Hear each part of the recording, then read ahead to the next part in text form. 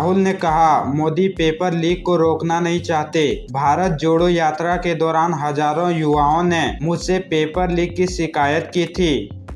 NEET exam विवाद पर राहुल गांधी ने गुरुवार को प्रेस कॉन्फ्रेंस की। कहा, भारत जोड़ो यात्रा के दौरान हजारों युवाओं ने पेपर लीक की शिकायत की थी। अब नीट पेपर में घोटाले की बात सामने आई है और एक पेपर रद्द हो गया है। खबरें थी कि पीएम मोदी ने रूस यूक्रेन के बीच लड़ाई एक फोन करके रुकवा दी थी। गाजा और इजराइल की लड़ाई भी एक फोन करके रुकवाई थी। कुछ कारणों से नरेंद्र मोदी भारत में पेपर लीक नहीं रोक पा रहे हैं या रोकना नहीं चाह रहे हैं। नीट यूजी एग्जाम को कैंसिल कराए जाने की मांग को लेकर देश भर में प्रदर्शन हो रहे हैं। लखनऊ यूनिवर्सिटी में छात्रों ने शिक्षा मंत्री के इस्तीफे की मांग की है। इस बीच शिक्षा मंत्री धर्मेंद्र प्रधान ने एनटीए के अधिकारियों के साथ बैठक की। हायर एजुकेशन सेक्रेटरी संजय मूर्ति ने एनटीए के director general doctor Subodh Kumar Singh से मुलाकात की। वहीं सुप्रीम कोर्ट ने गुरुवार को हुई सुनवाई में नीट यूजी काउंसलिंग पर रोक लगाने से फिर इनकार कर दिया है। कोर्ट ने कहा कि आखिरी सुनवाई के बाद परीक्षा कैंसिल होती है तो काउंसलिंग भी कैंसिल हो जाएगी।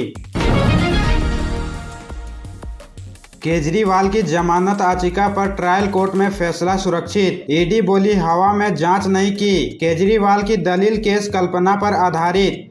दिल्ली शराब नीति केस में गिरफ्तार हुए अरविंद केजरीवाल की जमानत याचिका पर राउज एवेन्यू कोर्ट में गुरुवार 20 जून को लगातार दूसरे दिन सुनवाई हुई। जज न्याय बिंदु की वेकेशन बेंच ने ईडी और केजरीवाल की दलीलें सुनने के बाद फैसला सुरक्षित रख लिया है। ईडी की ओर से पेश हुए additional solicitor general ASV Raju ने कहा कि ईडी ने हवा में जांच नहीं की है। केजरीवाल के खिलाफ पुख्ता सबूत है, उन्हें बेल नहीं मिलनी चाहिए। वहीं केजरीवाल की ओर से पेश हुए वकील विक्रम चौधरी ने कहा कि केजरीवाल के खिलाफ पूरा केस सिर्फ कल्पना पर आधारित है। केजरीवाल को 21 मार्च को अरेस्ट किया गया था। 1 अप्रैल को वे तिहाड़ जेल भेजे गए। सुप्रीम कोर्ट ने 10 मई को उन्हें अंतरिम जमानत दी थी। जमानत पर 21 दिन बाहर रहने के बाद 2 जून की शाम 5 बजे केजरीवाल ने तिहाड़ जेल में सरेंडर किया था। बुधवार को केजरीवाल की न्यायिक हिरासत खत्म हुई थी, जिसे कोर्ट ने 3 जुलाई तक बढ़ा दिया था।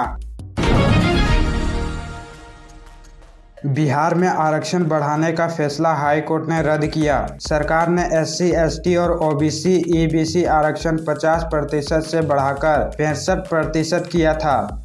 पटना हाई कोर्ट ने बिहार सरकार के आरक्षण सीमा बढ़ाए जाने के फैसले को गुरुवार को खारिज कर दिया है। राज्य सरकार ने शिक्षण संस्थानों और सरकारी नौकरियों में SC, ST, OBC और EBC को 50% से बढ़ाकर 65% आरक्षण देने का फैसला लिया था। इसे हाई कोर्ट में चुनौती दी गई थी। पटना हाई कोर्ट में चीफ जस्टिस KV चंद्रन की बेंच ने गौरव कुमार और अन्य की याचिकाओं पर 11 मार्च को सुनवाई पूरी कर फैसला सुरक्षित रख लिया था। याचिकाकर्ता ने तर्क दिया था कि रिजर्वेशन इन कैटेगरी की आबादी की बजाय इनके सामाजिक और शिक्षा में पिछड़ेपन पर आधारित होना चाहिए। बिहार सरकार का फैसला संविधान के अनुच्छेद 16(1) और अनुच्छेद 15(1) का उल्लंघन है। अनुच्छेद 16(1) राज्य के तहत किसी भी कार्यालय में रोजगार या नियुक्ति से संबंधित मामलों में सभी नागरिकों के लिए समानता का अवसर प्रदान करता है। अनुच्छेद 15(1) किसी भी प्रकार के भेदभाव पर रोक लगाता है। अब तीसरे जेटेट की तैयारी में सरकार, फिर नई नियमावली की अधिसूचना जारी। परीक्षा कब होगी यह तय नहीं। राज्य में 8 साल बाद एक बार फिर शिक्षक पात्रता परीक्षा होने की उम्मीद जगी है। सरकार इसके लिए तैयारी में है। शिक्षक पात्रता परीक्षा की नियमावली में संशोधन के बाद अब नई नियमावली की अधिसूचना जारी कर दी है। स्कूली शिक्षा व साक्षरता विभाग की ओर से झारखंड शिक्षक पात्रता परीक्षा नियमावली 2019 में संशोधन करते हुए झारखंड शिक्षक पात्रता परीक्षा नियमावली 2022 लागू की है। विभाग की ओर से नई नियमावली की अधिसूचना तो जारी कर दी गई है, पर परीक्षा कब ली जाएगी यह तय नहीं है। जबकि शिक्षा का अधिकार अधिनियम के तहत शिक्षक पात्रता परीक्षा हर साल लिया जाना है, जबकि राज्य में पिछले 10 वर्ष में मात्र 2 शिक्षक पात्रता परीक्षाएं हुई है। पहली परीक्षा वर्ष 2013 और दूसरी वर्ष 2016 में ली गई थी। इसके बाद से झारखंड में कोई परीक्षा नहीं हुई है। 2019 में बनी परीक्षा नियमावली के बाद भी कोई परीक्षा नहीं हुई। अब जारी 2022 की नई नियमावली में शिक्षक पात्रता परीक्षा लेने को लेकर कोई समय सीमा निर्धारित नहीं की गई है। विधानसभा चुनाव में दिख सकता है जयराम फैक्टर। झारखंड में 55 सीटों पर चुनाव लड़ने का ऐलान जेबीके-एसएस। कुर्मी वोट पर कर सकते हैं सेंधमारी।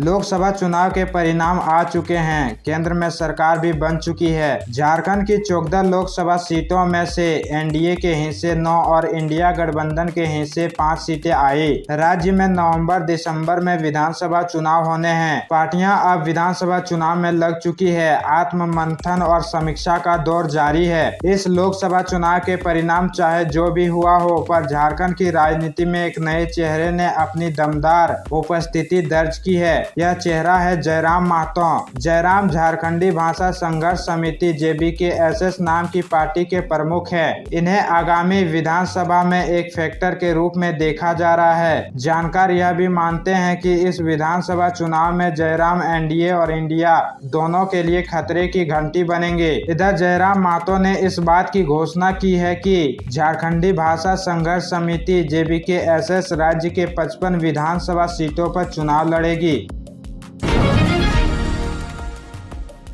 तमिलनाडु में जहरीली शराब से अब तक 34 की मौत, 100 से ज्यादा लोगों का इलाज जारी। कलेक्टर एसपी हटाए गए। घटना की जांच सीआईडी को सौंपी।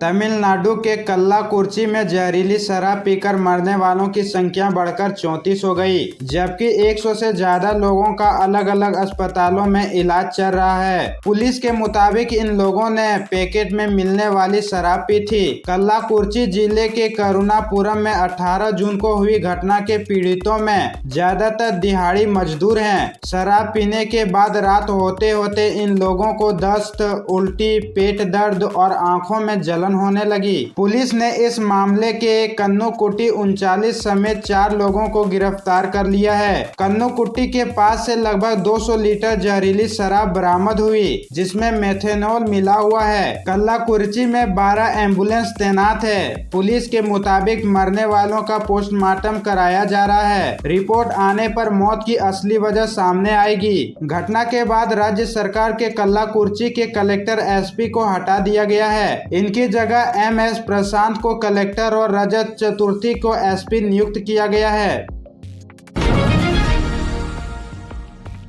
रात में बनाया गया 31 करोड़ का पुल। अररिया में जिस नदी पर बन रहा था उसी के बालू से हो रहा था निर्माण।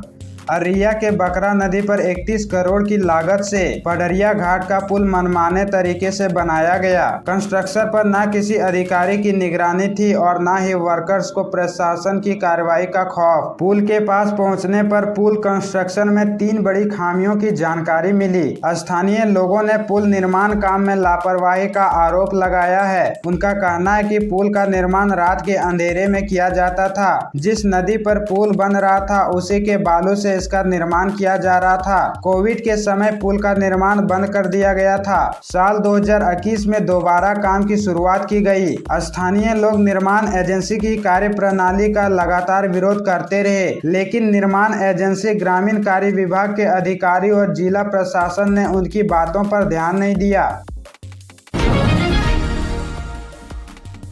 4 जिलों में येलो और 7 में बारिश का ऑरेंज अलर्ट। झारखंड में जल्द होगी मानसून की एंट्री। गढ़वा का पारा पहुंचा 44 के करीब।